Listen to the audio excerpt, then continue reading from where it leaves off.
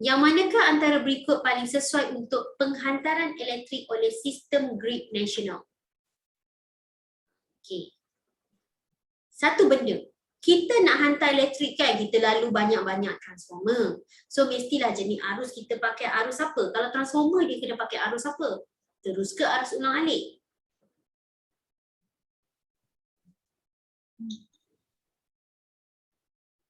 Transformer dia ya. Kalau kita pakai arus terus memang transformer tu tak berfungsi tu. Transformer tapi dia kata during penghantaran lah. Okey. Penghantaran tu melalui kabel lah, tapi selepas kabel dia lalu transformer pula. Sebab apa? Nak sama ada dia nak naikkan ataupun dia nak turunkan voltan. Okey, magnitude arus. Okey, magnitude arus dia kita kena pilih rendah. Tetapi voltan dia kita kena tinggi. Ini sangat popular. Okay, soalan selalu tanya. Sebab apa? Kenapa sewaktu penghantaran dekat kabel kan ada segitiga macam tu, kaki lepas tu di kabel kita. So penghantaran dekat kabel ni, dia ada rintangan. Jadi caranya bila kita hantar pada voltan yang tinggi, kita boleh menghilangkan ataupun mengurangkan kehilangan tenaga. Itu tujuan dia. Sewaktu penghantaran. Sebab macam mana pun dawai penghantaran tu ada rintangan. Okey, sekurang-kurangnya kita boleh kurangkan lah. Sebab kehilangan kuasa adalah disebabkan formula ini. Okey. Bila kita boleh kurangkan arus, tapi kita dapat kurangkan power loss lah. Itulah sebab dia. Okay? Okay. Kena ingat formula ni. Yang ni tak bagi dalam exam ya. Yang bagi dalam exam yang ni je. Formula. Okay? Boleh diderive. Nombor 32. Raja 19 menunjukkan 1 liter yang mengandungi diod dan mentol yang disambungkan ke sel kering. Apabila switch dihidupkan, mentol tak menyala. Okay. Apakah yang perlu dilakukan? Pemasangan dia okey ke? Betul ke cara pemasangan dia?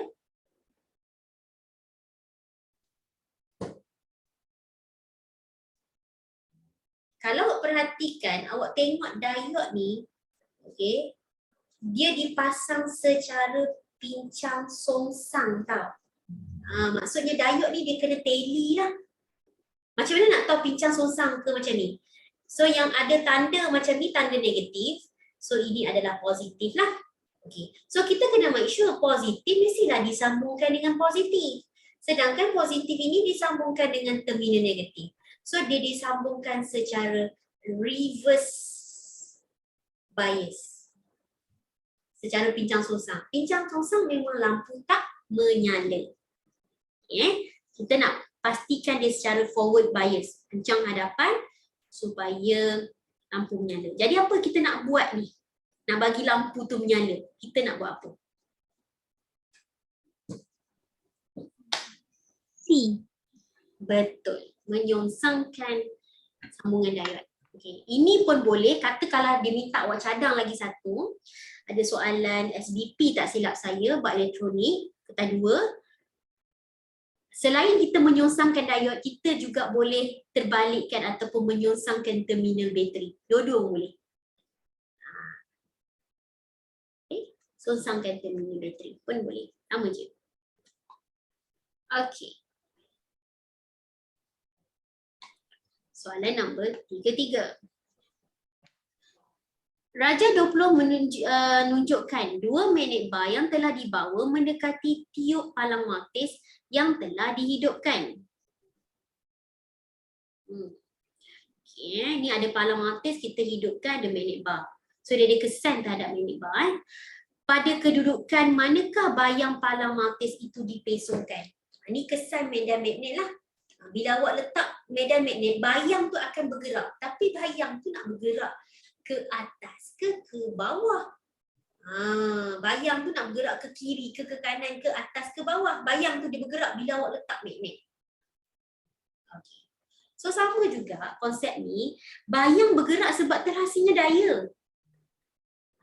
Sebab terhasilnya daya. Jadi nak tentukan gerakan bayang menggunakan flaming apa?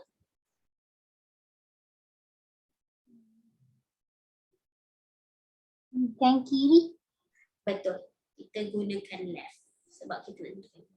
So awak pakai left, sama macam tadi. Utara ke selatan. Okay. Arus dia arah macam mana? Arus dia bergerak adalah bertentangan dengan arah katot kita. So maksudnya, okay, dalam sinar katot kan, bentuk dia macam ni. Kan yang bergerak ni kan adalah elektron. So arus bergerak arah ni. Faham tak maksud cikgu? Kan dalam sinar katot kita panaskan filament, so dia membebaskan elektron tu bergerak lah sehingga ke tube Van der Floor kat sini. Betul kan? Okay. Tahu tak yang ni? Ya. Okay. So now elektron bergerak macam ni, arus bergerak macam ni. So kalau palang awak kat sini, ni palang awak kita kata pandangan pada sisi. Sekarang yang gambar raja ni pandangan hadapan. So maksudnya kalau kita faham elektron bergerak sini, arus bergerak ke kiri. Kalau dalam gambar ni, betul tak? Arus bergerak macam masuk. Betul. Okay, so pakai tangan kiri. So utara ke selatan, arus masuk dapat daya. Okay, utara ke selatan, so awak dapat arus masuk, jadi awak dapat daya. Saya tak pandai lukis. Daya atas. Yes, daya ke atas. Jadi daya dia adalah ke arah. Betul. Betul dah. Macam tu je. Kalau awak songsangkan terminal magnet, jadi bayang tu akan turun ke bawah. Nombor 34.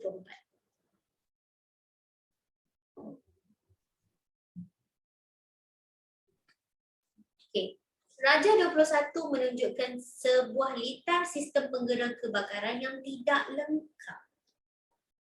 Okay. Sistem penggerak kebakaran ni dia menggunakan kaedah Swiss automatic. Maksudnya dia akan berfungsi apabila pada keadaan tertentu. So Swiss automatic ni alat elektronik yang kita pakai ialah transistor. Okay. Kat sinilah tempat dia ni. Ini dalam buletin ni. Okay, now.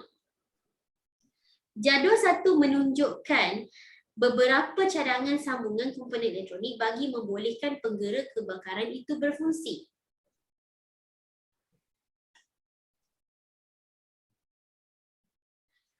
Pilihan yang manakah benar? Okey, sekarang kita nak buat litar kita. Okey, litar kita dia nak penyambungan bateri lah. Okey, kalau kita ikutkan, kita kena pasang termistor kan?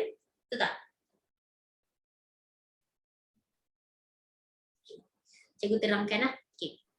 Untuk litar ini berfungsi, okay, dalam Swiss automatic, awak kena, kita tahu dekat PQ dengan RS ni kita letak perintang.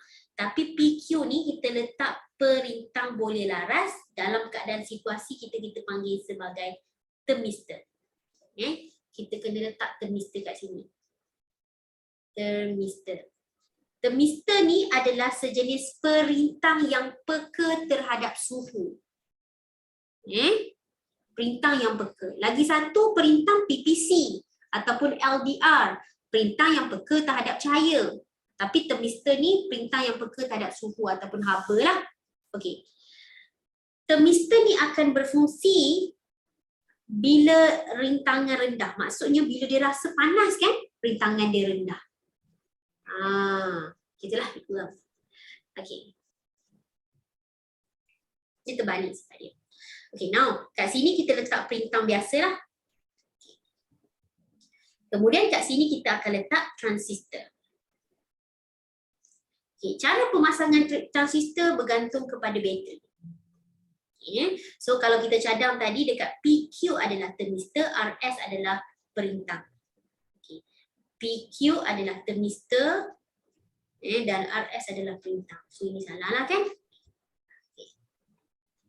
Ni pula.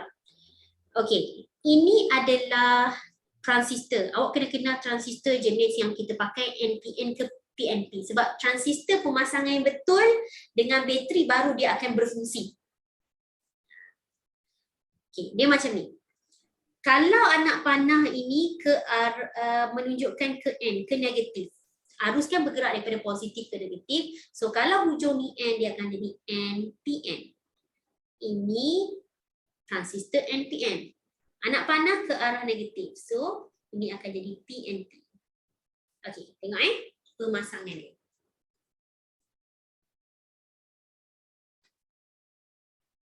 Saya sentuh tentang cara pemasangan bateri yang betul.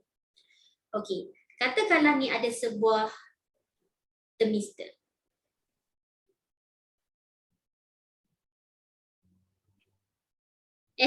Sebuah transistor. Nak sebut transistor, sebut termistor pula. Okay. Katakanlah transistor yang awak pakai arah masuk ke dalam. Maksudnya transistor kita pakai ni, sini N, sini P, sini P lah. Okay. Awak kena make sure penyambungan bateri awak ni kan positif. Sambungkan ke bateri awak yang positif. Awak faham kat situ? Faham. Okay. Kalau kita tukarkan termistor kita, so macam ni lah. So kalau sini positif, okay, sini positif, kita sambungkan dengan bateri kita yang positif. Kalau sini negatif, baru dia berfungsi dengan betul, kita akan sambungkan dengan terminal negatif. That's why 1 dan 3 adalah cara yang betul. Fokus kepada transistor je. Pemasangan transistor betul, sistem awak akan jadi betul bila awak letakkan perintah yang betul. Ada soalan nak tanya? Tak ada. Okay. So 1 dan 3, jadi jawapan kita ialah B. Okey. Soalan seterusnya. Persamaan berikut mewakili rebutan nukleus polonium. Okay. Apakah sinar yang diwakili oleh X? Okey, kita nak tengok. Sinar apa ni? Awak boleh teka tak dulu? Dia berubah bilangan neutron dia 4 dan dia berubah nombor proton dia 2. So 4, 2 ni adalah helium. Helium ini adalah zarah apa?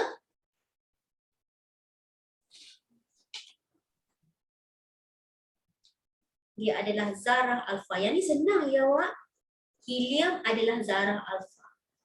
Kita boleh detect lah sama ada dia bebaskan gamma ke, beta ke, alfa ke dengan kita perhatikan dari segi kehilangan nombor proton ataupun neutron dia.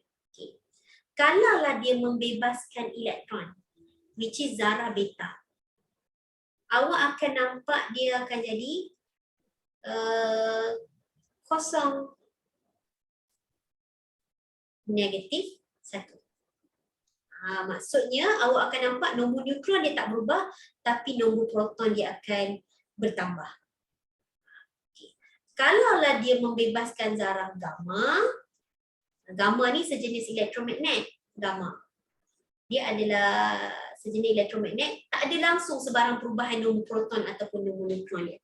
Maksudnya kalau dia pakai polonium, selepas dia mereput pun dia akan jadi polonium juga dengan kuantiti nombor nukleon dan nombor proton dia sama.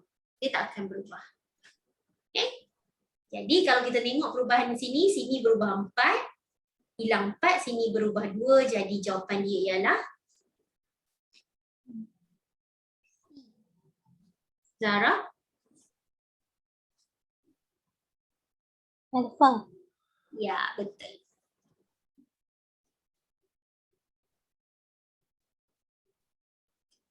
Nombor 36.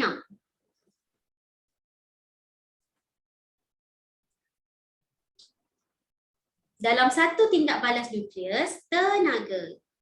Okey, 2.69 darab 10 kuasa negatif 12 Joule dibebaskan. Berapakah cacat cisin? Okey, bagi saya ini soalan mudah lah sebab kita just pakai E sama dengan MC square.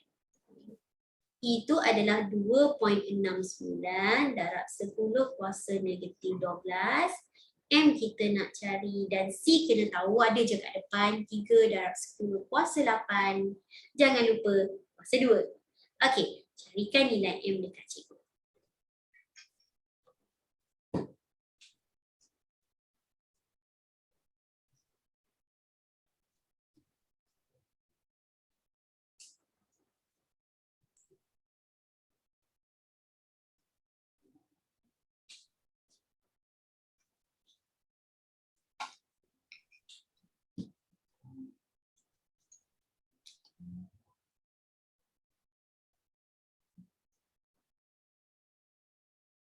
Dapat nilai dia ialah D saya dapat.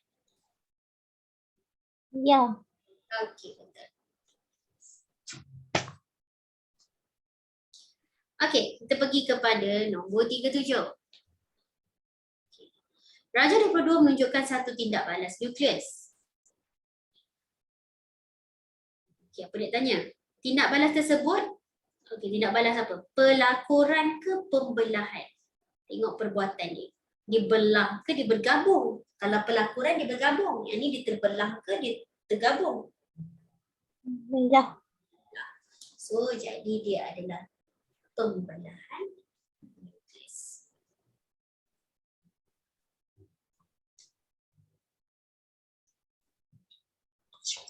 Nombor 28.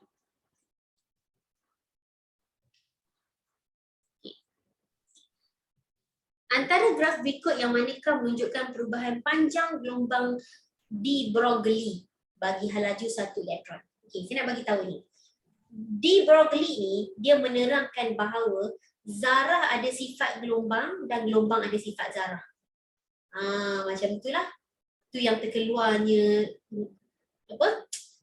Kenyataan de Broglie ni. So daripada situ dia kaitkan hubungan dia macam ni. Kan disebabkan dia kata zarah ada sifat gelombang, gelombang ada sifat zarah. So maksudnya kalau kita tengok okey, formula dia asal iaitu lambda sama dengan H over momentum.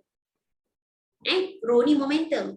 So lambda sama dengan H over mv lah sebab momentum ialah mass darab dengan velocity. Okey. Kan kita punya graf adalah lambda dengan V. Cuba tengok, graf kita adalah lambda dengan V. Apa hubungan lambda dengan V? Berkadar terus ke berkadar sungsang? Inversely. Inversely. Jadi graf yang paling sesuai ialah D. D. Graf yang berkadar sungsang.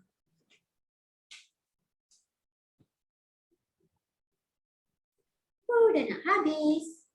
Soalan nombor 39. Frekuensi ambang ialah frekuensi ambang. Itu ada awak tanya juga kat saya lagi. Frekuensi ambang adalah frekuensi yang diperlukan untuk kita melepaskan elektron. Frekuensi paling minimum. Daripada pancaran cahaya yang pancar kat sini, kita tahu elektron akan terbebas daripada permukaan logam. At least frekuensi dia sekurang-kurangnya ataupun frekuensi yang minimum supaya kita boleh melepaskan elektron dari permukaan logam. Jadi yang mana sesuai dengan definisi frekuensi ambang? Betul.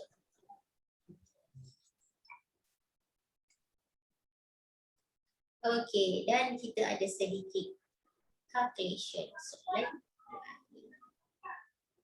Okey.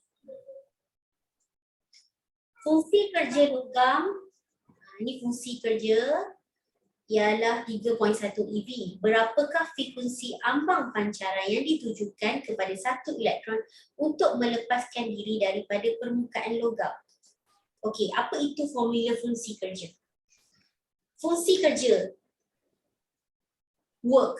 Work ni adalah energi, tenaga. Okay, kalau kita tengok formula kan energi sama dengan HF. Tapi kalau fungsi kerja tambahlah F0 sebab nak cakap frekuensi ambang. Formula dia sama. Kerja dan tenaga adalah benda yang sama lah sebab dia orang ni adalah unit dia joule. Okay. So, dia dah bagi iaitu fungsi kerja tapi dalam unit EV. Kalau ikutkan tenaga unit dia joule tapi dia bagi unit EV. Jadi kerja kita ni tukarkan dalam unit EV. Macam perkadaran je lah. Bukan perkadaran tapi kita tukar unit lah. Kan dia kata kalau kita ada 3.1 EV. Sedangkan 1 EV ni 1.6.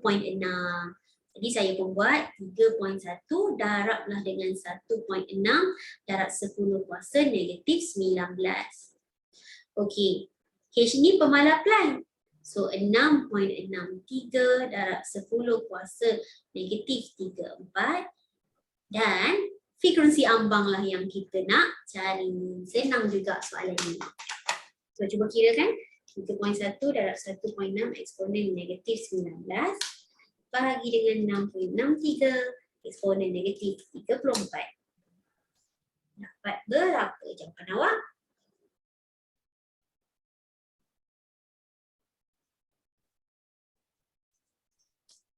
Saya dapat frekuensi ambang sama dengan 7.48 darab 10 kuasa 14. So unit dia adalah hertz lah sebab dia frekuensi ambang. Okey, sama tak jawapan awak dengan saya? Sama. Sama. Jadi jawapan dia ialah